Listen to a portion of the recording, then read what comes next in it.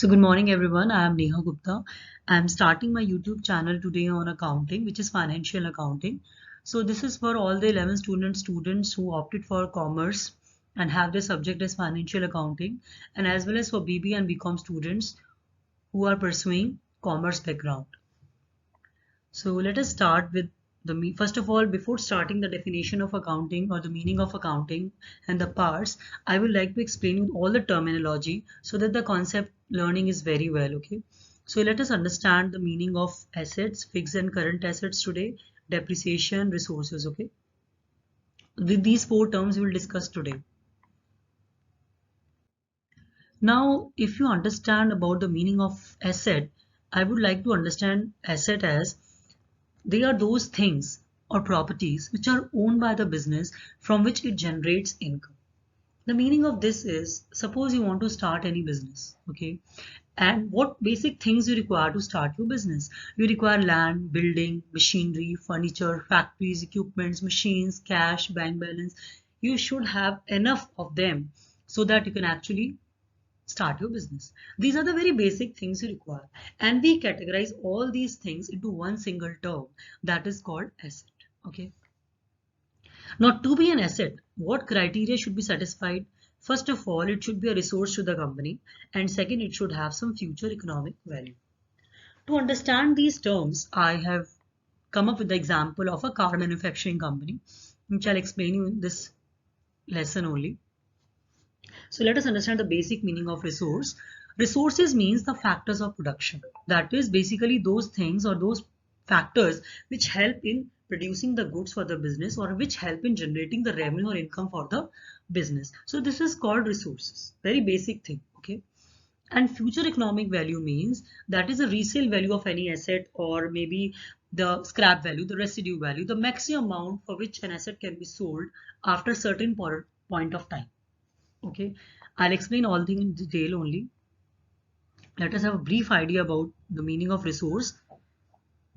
Now we come to assets. Now these are all different types of assets we have, which you have to understand: inventory, land, factories, then buildings, then machinery and vehicles. Now all have their own importance in a business. You all require these things in start a business. Okay, now you should have a land where you can set up your business. So it is a resource to the company, resource to the business, because it will help in generating the income for the business, because it is a place where actually you can set up your business.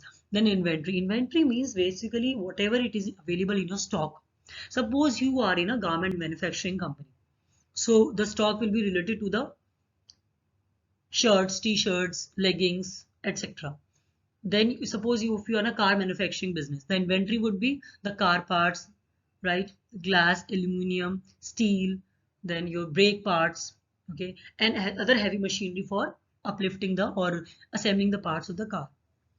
If you are in electronic business, the inventory will be electronic products, home appliances, or whatever electronic products the company is dealing in. So inventories vary according to the type of business. Okay. Then we have factories. Factories where actually the production takes place, the buildings, machinery, vehicles. The vehicles basically the important part of your business, because actually it helps in your logistics, your transportation department, basically your supply chain management. This is important thing, because how will you deliver your products to the customer if you don't have any transportation mode? So this is also an asset to the business, because it will help in actually generating the revenue for the business, because it will help in delivering the products to the customer, ultimately earning revenue. So all these are the very basic parts of an asset. They are they are all the basic parts of a business. Okay. Now cash, if you should have some cash in your hand, you can easily invest it in your business. Okay. So this all are categorized into one single term, assets. They all have a resale value. Okay. Now let us understand the meaning of, now we have a brief idea about an asset. Okay. Like, to understand more deeper meaning, let us understand the difference between these two types of assets. Now we categorize the assets into two parts. First is fixed asset and second is the current asset. Now fixed assets provide you benefit for more than an year. Okay. Current assets provide you benefit for less than an year. This you have to understand. Now let us take the example of a candy manufacturing machine. Now the candy manufacturing machine is purchased by the company, which is a fixed asset, because obviously it will produce candies for obviously more than 10 years. We are purchasing such a heavy machinery which gives you benefit for more than 10 years. So let's say for example, okay. Now this machinery which is purchased by the company is not purchased with the intention to resell it. The company has purchased this machinery because it will help in generating revenue for the business by manufacturing candies. Okay, so this is called a fixed asset. And these assets are not readily convertible into cash, obviously. So we have land over here, buildings, machinery, they all are categorized under as fixed assets. Now, when we come to current assets are readily convertible into cash or ready for use. It can be inventory, which I explained to you right now. Inventory consists of raw materials also, your finished goods also, your semi-finished goods also, as well as the consumables or perishables which are available in your stock. Then you have investments. Now, a major thing is that current assets consist of short-term deposits. Now, confusion might arise in your mind. Investments can be short-term also as well as long-term. So the short-term investments are categorized under as current assets and the long-term investments are categorized under as fixed assets. So the short-term assets which you're talking about, that is a short-term investment which is giving you the benefit for less than a year, and the long-term investments like mutual funds or your other yojnas or other kind of FDs which are for a longer period of time, they are providing you benefit for more than a year, so fixed asset. Okay, then we have obviously cash and bank balance which are ready for use by the business. So these are categorized under as current assets. Now the most important thing is these assets which I am talking about, like machinery, furniture, and your buildings, they are always subject to depreciation. Okay, I'll explain you in another slide. But before understanding this, you just understand the basic meaning. Fixed assets provide you benefit for more than a year. The company purchases these assets with not an intention to resell it because the company wants to generate revenue, and these assets help in generating the revenue for the business over a longer period of time. Okay, and they are not quickly converted into cash. But current assets easily converted into cash. They provide you benefit for less than a year. That is always machinery, buildings, land do not come under the category of current assets because they are readily usable. They are readily converted into cash. Okay, they won't provide you benefit for more than a year. Okay, now let us understand the meaning of resource in little detail. Now, resources may consist of land, then that is the factors of production which I already discussed with you, then your capital, and then equipments and machinery. Okay. Now, the most interesting thing in this is if you are in a car manufacturing business, what can be the resources? Let us understand about this. You need require factories or building where actually this processing can take place, this manufacturing can take place. You require a huge area, okay, large acres of area you require. Then you require buildings, factories, obviously. Then capital, that is the amount which you are investing into the business. Okay. Then land, labor in the form of quality technicians or expertise labor or expertise people who are then quality certified people, quality inspectors, auditors. You require so many of the people in the form of labor. It's not that labor, it's requires so many of the human resources available in your company, in your business. Then your equipments and machinery. So equipments and machinery basically consist of your plastics, steel, glass, gearbox cases, transmission housings, engine cylinder heads, aluminum drive housings, flywheels, engine locks, piston rods, your brake parts, your safety belts, storage batteries. You require so much of these resources to make a car. So this is what, if you can see over here, you require this heavy machinery for assembling the parts of the car. So this is what all are the resources of the business itself, and all have a resale value. Now, what is the meaning of resale value? That is a future economic value. That is a maximum amount the customer is willing to pay for an asset at some point in future, which I already discussed with you. If you have purchased a machinery worth suppose 1 lakh today, suppose you purchase a machinery for 1 lakh today, suppose it is a candy manufacturing machine, and after a period of 10 years you decided to sell it because of the lower efficiency or because of wear and tear or because of excessive use of the machinery, the quality is not perfect, the quality is not as good, then you decide to sell this machinery, and this machinery after a period of 10 years can only be sold for a price of say 20,000. That will be your future economic value. Now let us understand the meaning of depreciation. Right now I told you about that fixed assets are always subject to depreciation and the current assets are not subject to depreciation. Okay. Now what is the meaning of depreciation? What is this term? Okay.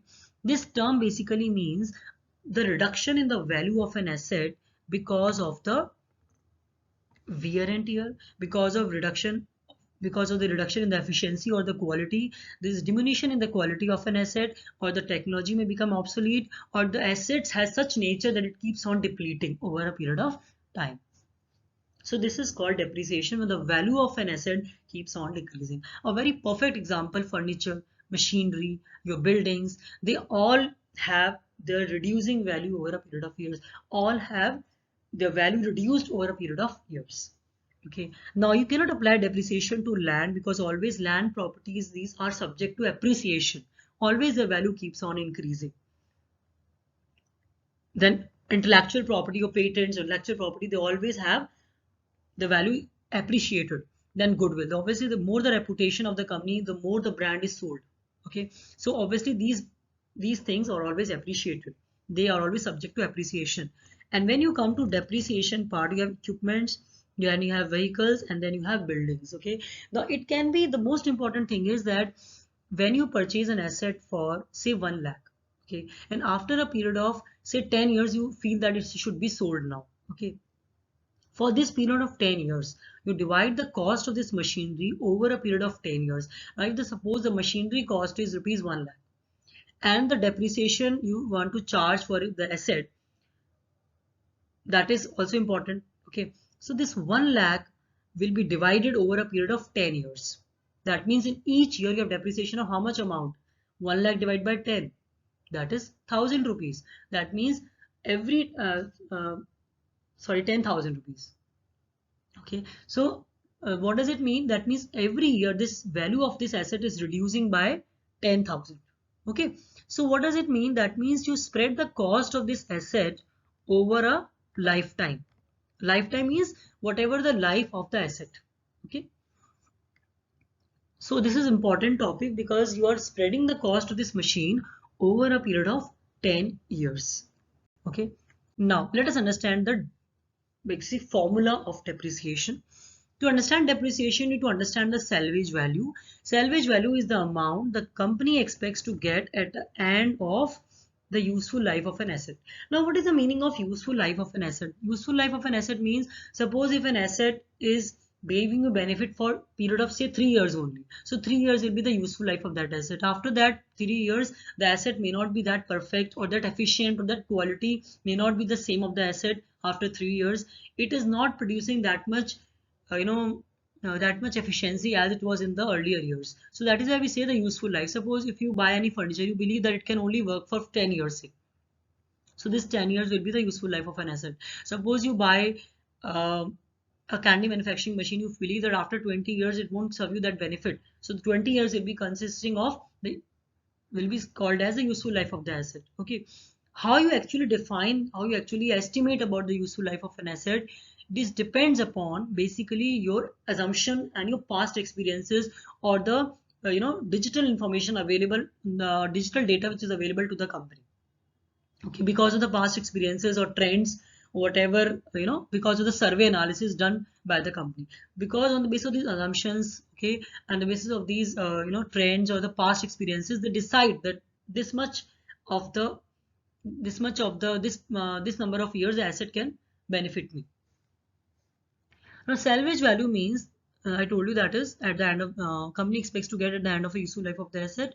Now what is the formula for depreciation? Now I told you, suppose a purchase price is 1 lakh and estimated useful life of the asset is 10 years, so the depreciation will be how much? 10,000. Then why we are using about this salvage value in the formula of depreciation? Why it is required? Because if the value of an asset is 1 lakh and the salvage value is 20,000, that means after a period of 10 years it has some value still remaining, which is the resale value, which is the maximum scrap value or the residue value or the remain value, or the salvage value, scrap value, remain value. Okay, so this value should be subtracted from the purchase price, that is 1 lakh minus 20,000, which is 80,000, divide by 10, which gives you 8,000 rupees. of depreciation every year. That means the value of the asset is reducing by 8,000. Now, why we are introducing this salvage value in the formula? Because some of the assets have zero salvage value. It may be possible that the value is so negligible. Okay, the value is so negligible that it comes to out to be zero only. Okay, and sometimes the value is little more, like 20,000 or 10,000 or 5,000, or depending upon the type of the asset. So that is why we always subtract the scrap value, because it is not used in the formula of depreciation. Okay, so now if you want to buy a computer server for rupees 5,000, based on past experiences, you believe, they estimate that it can only provide you benefit for 3 years, and the salvage value is 2,000. Subtract the salvage value from the purchase price, that is 5,000 minus 200, and divide by 3, which gives you 1,600 rupees or dollars, sorry, depreciation every year. That means the car which is purchased in dollars now will be, the value will be reduced by $1,600 every year. Okay, so this is very, very interesting concept of depreciation, because you subtract the salvage value, because this value is at the remaining value of the asset. That is why we always subtract it. This value still be remaining at the end of 10th year. Okay, this value will still be remaining at the end of 10th year.